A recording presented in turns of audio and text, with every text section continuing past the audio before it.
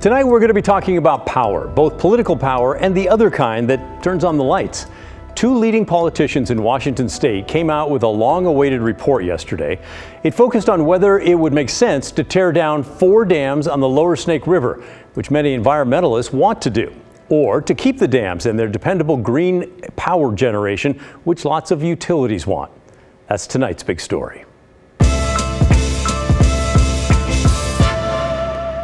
The bottom line, Senator Patty Murray and Governor Jay Inslee agreed that it is not feasible to tear down the dams, at least not right now, but it could be in the future.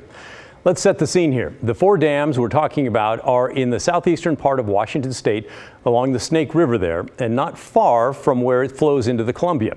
The Army Corps of Engineers built the dams back in the 1960s and 70s.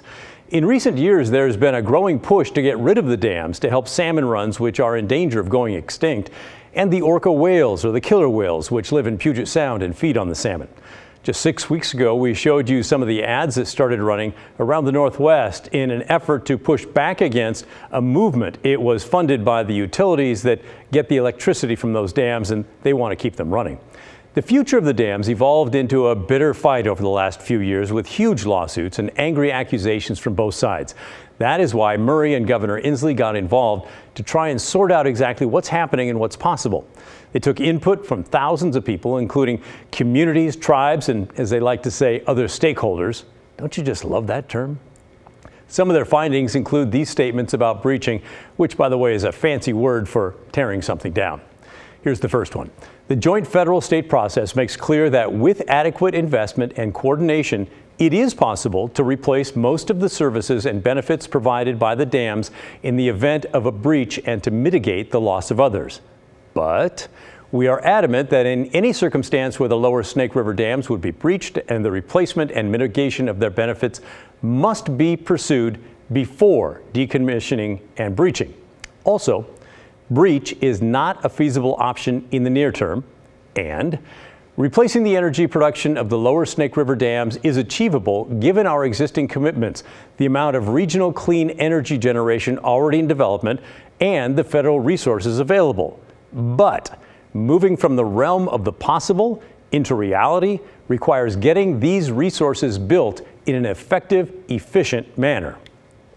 Now, I know that's not the most riveting TV that you've ever seen, but I thought it was important to share the key points of the report with you. Now, we can talk about what comes next. Murray and Inslee have pledged to take steps to move the process forward, things like improving fish passages for the salmon and creating better habitat in the rivers for them. Also, Inslee has pledged to try to get legislation passed that will make it faster and easier to build clean energy resources and to put up power lines to send that energy around. But they offered no timeline and no guarantees. As you might imagine, this conclusion was closely watched by both sides. Today, I talked with 2 environmental groups and an organization representing the power companies. Let's start with the power folks. It was really a great day for the region. Not exactly a shocking conclusion. Kurt Miller is executive director of Northwest River Partners. That's a trade group representing more than 100 community-owned power companies in Oregon, Washington, Idaho, Montana, Utah, Nevada, and Wyoming. His group wants to keep the dams, and they're pleased that the political leaders found it was not feasible to tear them down in the near future. And that's the message that we've been trying to share all along, is that, listen, we understand what people are trying to do, and salmon are super important, but there are other things that are also super important in terms of trying to achieve our clean energy goals and keep electricity costs affordable and provide irrigation to farmers and all those things. And essentially they agreed with that. Now, the electric industry sometimes argues that the power from those dams are critically important, and the political leaders agreed with them, at least for now. But it might surprise you to learn how little energy they actually produce. Do you know, I'm sure you do, what is the percentage of energy that the dams supply to the region? Because I think it's pretty small, isn't it? Yeah, so you hear all sorts of different things. And so I think it's a great question. And I think the real question, though, should be— Don't pivot, mister. What's the answer to that? I can answer both. I can answer the question that you asked and also the question Excellent. I want to answer. Okay, let's start with the one I asked. So the one you asked, yes, sir. So the one you asked was what percentage of generation do the dams provide to the region? And that percentage for public power customers, I think, is about, so customers who get their electricity from a community-owned utility, and most of those get their power from the Vulnerable Power Administration. I think the dams represent about 11% of that generation. Okay. They also, on an entire regional basis, when you include investor-owned utilities and others, and I think that number is in the neighborhood of 4 to 5%. So really not that much in the bigger scheme of things for the whole region. But the point that he wanted to make is that in the coming years, as more coal plants shut down, those dams will have a larger percentage of dependable power for the region and will become very important.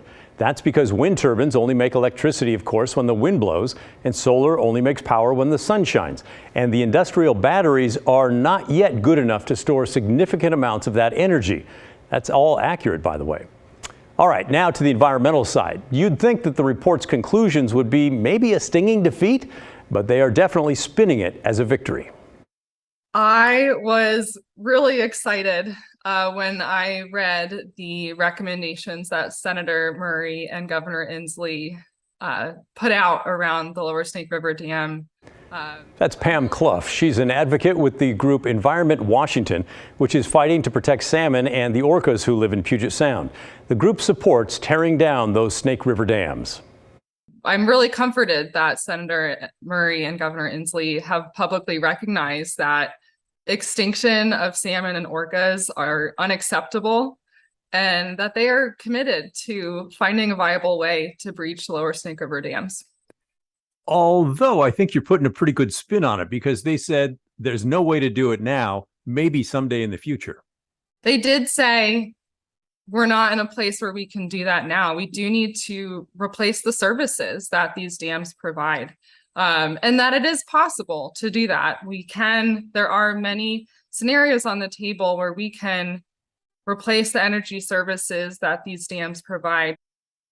But none of those scenarios she mentioned will solve the problem in the short term. And it's not clear how fast the political leaders will move to make more clean energy possible. So this is a form of progress.